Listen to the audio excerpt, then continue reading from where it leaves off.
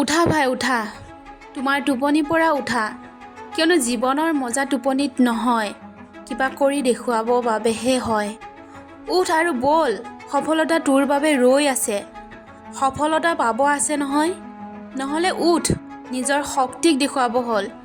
যিসকলে তোমাক ধদুৱা আৰু কমজুৰি বুলি ভাবে, সিহঁতো জানক তুমি কি বস্তু হয়। নিজৰ টোপনিক কণ্ট্ৰল কৰিব শিকি লোৱা, নহ'লে পস্তাবা। মই জানো ভাই, সফলতা ইমান সোনকালে নোপোৱা, কিন্তু বাৰে বাৰে যদি তুমি চেষ্টা কৰা, এদিন নহয় এদিন সফলতাই নিজৰ মূৰ ডুবিয়াবই। উঠ, কষ্ট কৰা, সলনি কৰা নিজৰ ভাগ্যক আৰু দেখুৱাই দিয়া সকলোকে যে তুমি কি কৰিব পৰা। ভাই শুনা, 2024টো এনে নষ্ট নকৰিবা।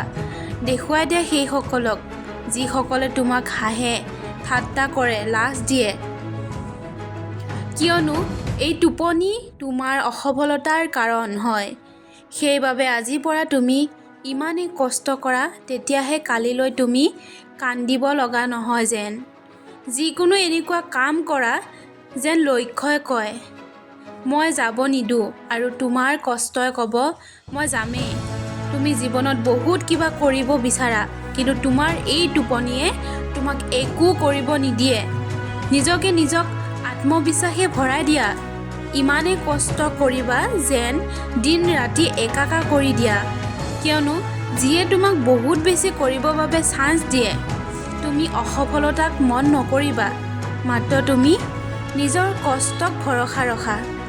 আজিলৈ ইমানতে এই ভিডিঅ'টো সমাপ্ত কৰিলোঁ। আকৌ লগ পাম বুলি